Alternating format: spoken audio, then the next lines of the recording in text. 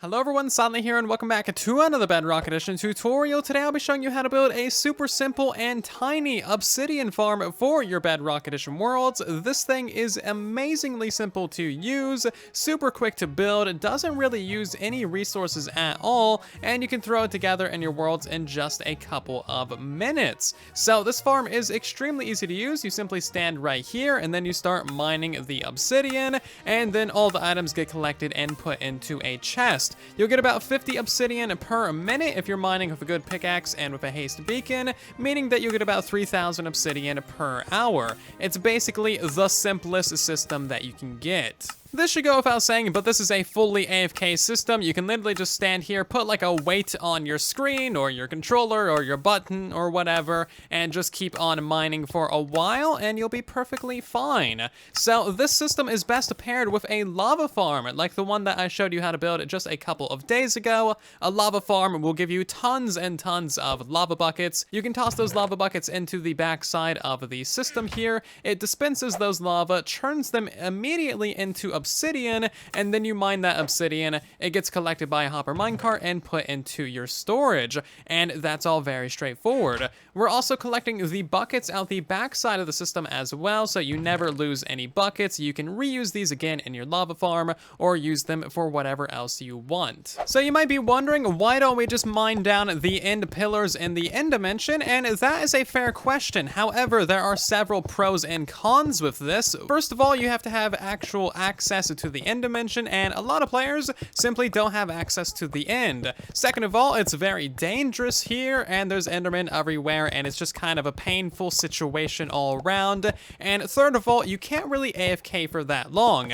If you AFK for a long time, you're gonna mine straight into the void, so you kind of really have to keep an eye on your screen at all times. And fourth of all, you have to go all the way from the bottom of the pillars all the way back up to the top, and it's just not really a good system. With the tutorial that I'm showing you in today's video, you can AFK for as long as you like, and you'll just keep on swinging your pickaxe. You can also trade with piglins and get a little bit of obsidian that way. However, this requires like a ton of gold and a whole trading system in the nether, and it also requires quite the sorting system as well, and that is simply maybe not an option for most players. Also, the obsidian return, quite honestly, is just pretty bad. Like, I built like an Omega one of these traders, and I never really got that much obsidian out of it. And with that, everything comes back down to this little teeny tiny obsidian farm, which you can't really go wrong with. If you have a lava farm, or if you happen to have cleared out like a massive nether tunnel at the bottom of the world, and you have like a bajillion buckets of lava,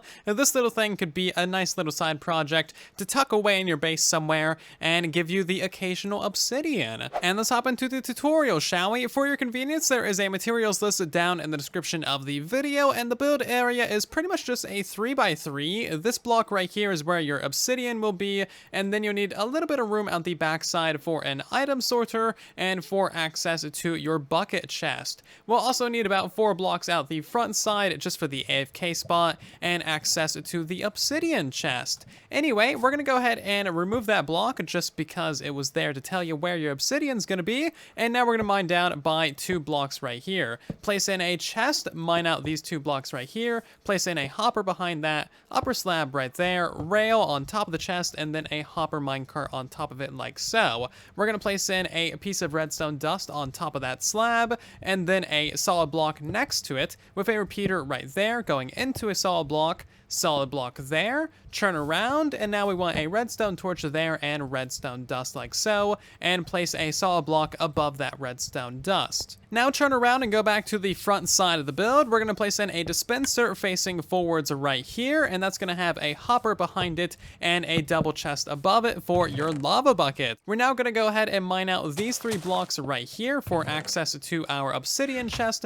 Place in 2 stairs right there if you feel like doing that, and then we're going to skip a block and mine out this block right here. This right here is the AFK spot of your build. No matter how hard you try, you'll never be able to punch out that dispenser. Now, I'm pretty sure mobile devices have a longer reach, so you might want to actually test this out, and if you can punch that dispenser and mine it, then you'll simply need to move your AFK spot back a block, maybe 2. Long story short, you just want to be able to stand in a spot where you can mine anything in front of the dispenser, but you can't actually break the dispenser itself. And now we're simply going to place in ourselves a water bucket on that block right there. That will waterlog the repeater and flow down into here, and you'll be able to get your rail back from your chest. You now have a couple of decisions to make on where you want your button and lever to be. Your button can be placed right here to manually activate the farm, to restart it after it's run out of lava, or you can place that on the top side, and alternatively you can also place your lever right here to power that redstone dust,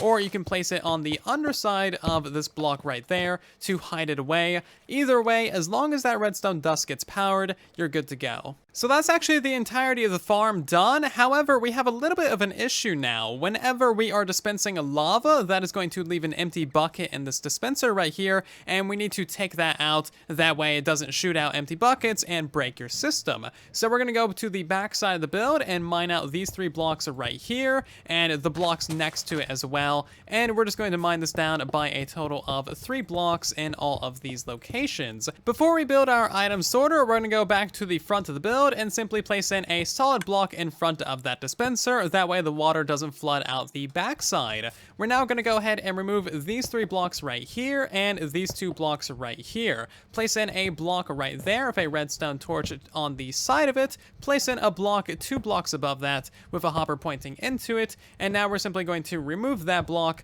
place in a chest for our buckets, and place in a hopper pointing into the side of that chest like so. We're now going to go ahead and place in 2 solid blocks right there and another one downwards, a comparator, 2 pieces of redstone dust, and then a repeater going into that block like so.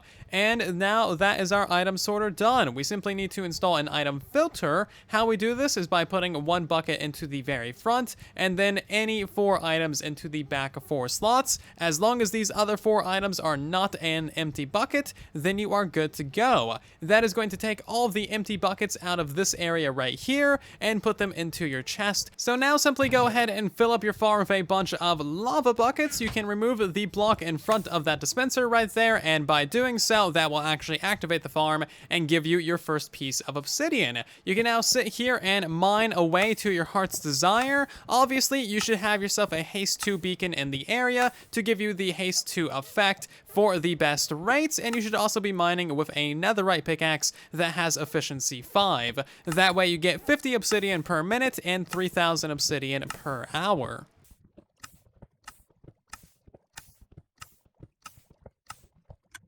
And as you can see, a couple minutes of mining later, and all of the lava has been used up, and the obsidian has all gone into our chest right here. So now to restart the system, you simply throw some more lava buckets into the back of the system and press your button to start the system again.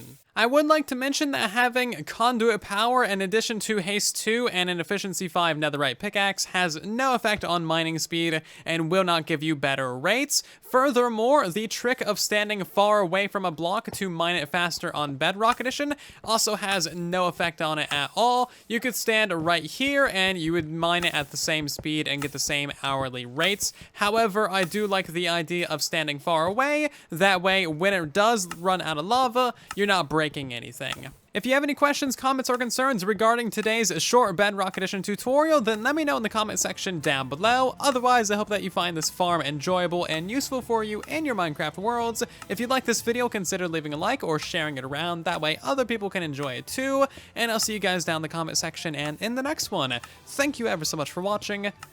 And then there was silence.